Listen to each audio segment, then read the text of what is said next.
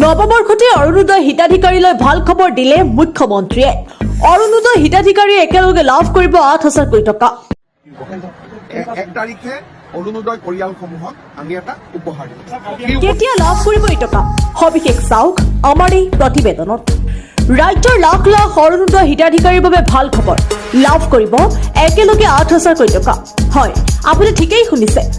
লাখ লাখ অৰুণোদয় হিতাধিকাৰীক 1 জানুৱাৰীত 2026ত মুখ্যমন্ত্ৰী হিমন্ত বিশ্ব শৰ্মাই ঘোষণা কৰে যে 20 ফেব্ৰুৱাৰীত 8,000 কোটি টকা লাভ কৰিব হিতাধিকাৰীয়ে।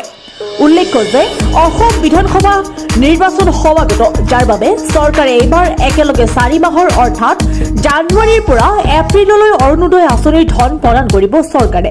সেই অনুসৰি মাহে 1,250 টকাকৈ 4 মাহত হৈ গৈ 5,000 টকা।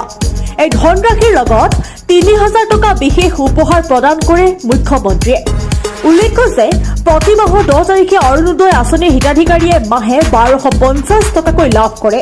ইয়াৰ অধীনত ৰাজ্যৰ লাখ লাখ মহিলা উপকৃত হয়, কিন্তু এইবাৰ একেলগে অতিৰিক্ত ধনৰাশি প্ৰদান কৰা হ'ব।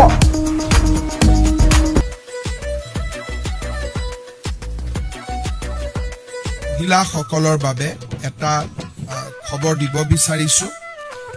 নিৰ্বাচনৰ সময়ছোৱাত অৰুণোদয় আঁচনি প্ৰদান কৰা সদায় এটা বিতৰ্কিত বিষয় হৈ থাকে।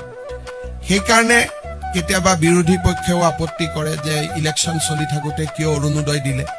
আমি যাতে বিতৰ্কৰ ঊৰ্ধত থাকিব পাৰোঁ, ফেব্ৰুৱাৰী মাহৰ 20 তাৰিখে একেলগে আগতীয়াকৈ বহাগ বিহুৰ উপহাৰ হিচাপে তেওঁলোকক আমি 8,000 টকা তেওঁলোকৰ বেংক একাউণ্টলৈকে হস্তান্তৰ কৰি তেতিয়া আৰু বিহুলৈকে তেওঁলোকে সুন্দৰভাৱে তেওঁলোকৰ বিহু পালন কৰিব পাৰিব। News desk report, Machgaon express.